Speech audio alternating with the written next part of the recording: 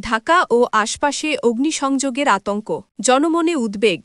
নিরাপত্তা জোরদার করেছে প্রশাসন। রাজধানী ঢাকাসহ আশপাশের সাভার ও গাজীপুর এলাকায় একের পর এক অগ্নিসংযোগের ঘটনায় ছড়িয়ে পড়েছে আতঙ্ক।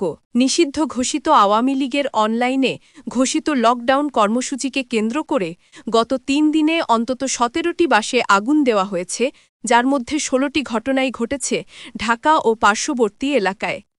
আগুনের এই ধারাবাহিক হামলায় দগ্ধ হয়েছে যানবাহন, ভীত হয়েছে নগরবাসী। ময়মনসিংহের ফুলবাড়িয়ায় একটি বাসে আগুনে প্রাণ হারিয়েছেন এক ব্যক্তি। শুধু তাই নয়, ককটেল বিস্ফোরণ, পেট্রোল বোমা ও চোরাগুপ্তা হামলার ঘটনায় যেন চারদিকে আতঙ্ক ছড়িয়ে পড়েছে। গতকাল রাজধানীর মোহাম্মদপুর, ঢাকা বিশ্ববিদ্যালয়ের টিএসসি ও কারওয়ান বাজার এলাকায় ককটেল বিস্ফোরণের ঘটনা ঘটে। এর আগে গাজীপুরের কালীগঞ্জের একটি রিসোর্ট থেকে উদ্ধার করা হয়েছে ২টি পেট্রোল বোমা। প্রশাসন বলছে, পরিস্থিতি নিয়ন্ত্রণে রাখতে সেনাবাহিনী ও আইনশৃঙ্খলা রক্ষাকারী বাহিনী মাঠে রয়েছে। তবে পরিস্থিতি এখনও পুরোপুরি স্বাভাবিক নয়। রাতের আধারে মোটরসাইকেল বা যাত্রীবেশে দুর্বৃত্তরা হামলা চালাচ্ছে, কখনো বাসে আগুন, কখনো ককটেল বিস্ফোরণ, যেন এক ভয়ানক অনিশ্চয়তা ঘিরে ফেলেছে নগরবাসীকে।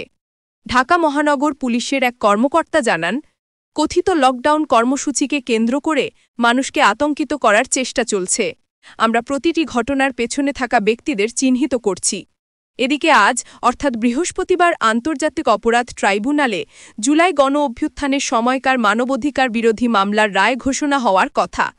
এই দিনই আওয়ামী লীগ অনলাইনের মাধ্যমে লকডাউন কর্মসূচি ঘোষণা করেছে, যা পরিস্থিতিকে আরও উত্তপ্ত করে তুলেছে বলে মনে করছেন বিশ্লেষকরা। রাজধানীর আকাশে এখনও ধোঁয়ার গন্ধ, রাস্তায় টহল বাড়ানো হয়েছে। মানুষ ভয় আর অনিশ্চয়তার মধ্যে দিন কাটাচ্ছে। কবে থামবে এই অগ্নিসন্ত্রাস?